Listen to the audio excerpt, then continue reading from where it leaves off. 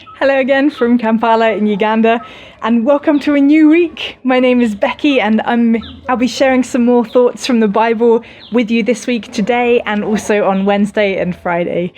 Remember, you can always subscribe to this channel if you want the latest videos from me and any other updates as well from myself and my husband Dave about life on mission here in this beautiful country of Uganda. Toward the end of the book of Judges in the Bible, there's a pretty harrowing story. A man passes through a town within the Israelite tribe of Benjamin, and he stays the night. But the men of that town come to the house he's staying in and demand that he is released to them so that they can have sex with him. The man's concubine is given to them instead, and she is abused so badly that she dies. I told you it was bad. But anyway, the rest of the Israelites, they hear about what happened after this man, rather gruesomely, cuts the body of his concubine into 12 pieces and sends one to each of the 12 tribes of Israel. They get together, the rest of Israel, and they declare war against the tribe of Benjamin for their despicable act.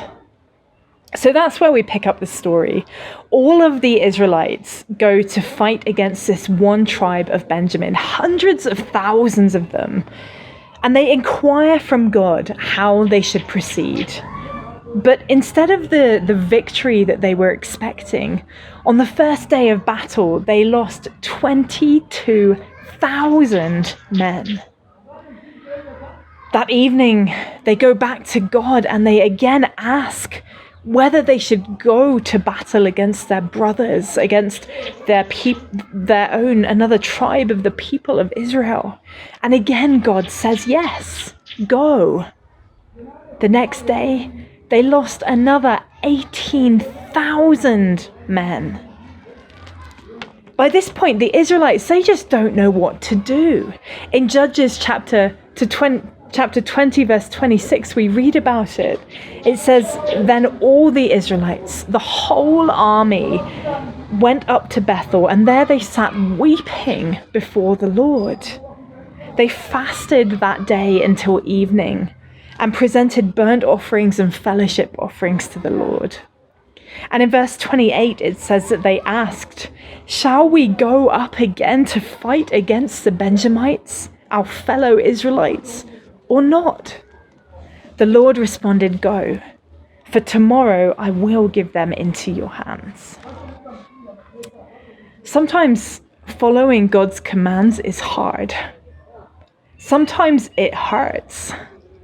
Sometimes there is a cost. It can be painful.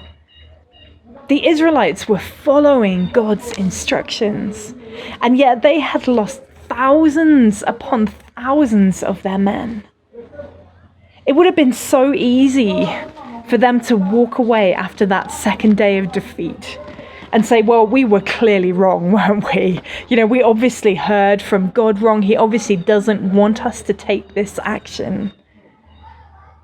It can be so discouraging for us when we feel like we're in the place that God wants us to be and we're doing the things that God wants us to do. And yet we meet with defeat after defeat, or we face tremendous opposition and we just simply see no way forward.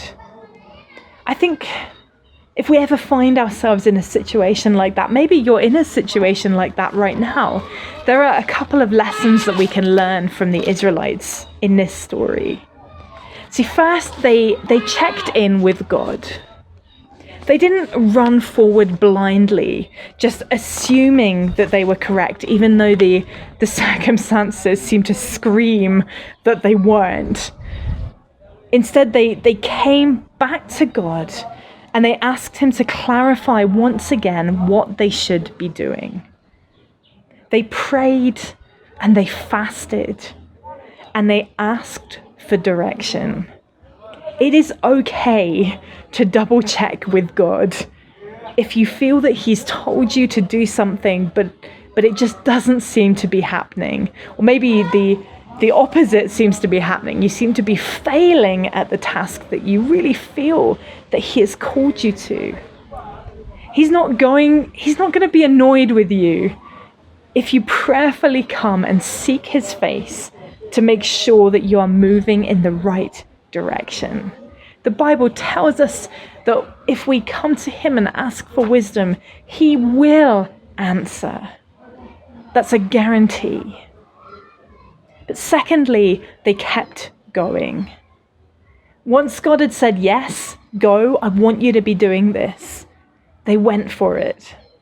And I can only imagine what it must have been like for the men on the front lines of that battle. You know, for 2 days, they had been soundly defeated. They had lost so many of their soldiers. Those men had probably lost their friends.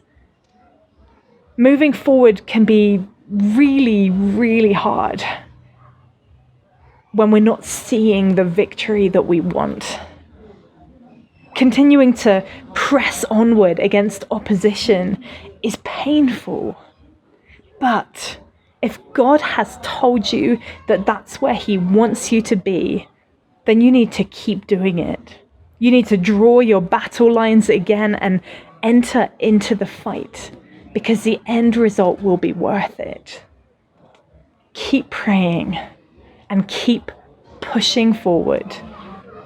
You know, on that third day, the victory of the Israelites was total. They were absolutely successful in their campaign. But if they had given up after day 2, they would never have seen it. They would have missed out on the victory that God had promised to them.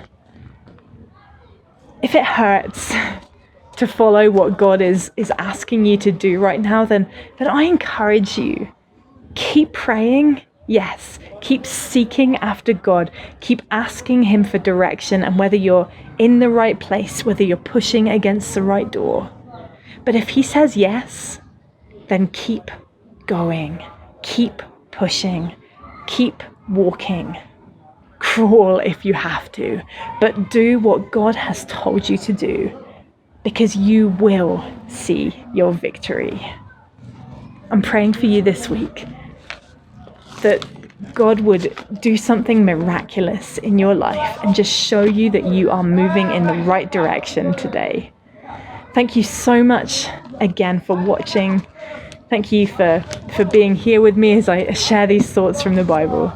Have a wonderful day, and I will see you next time.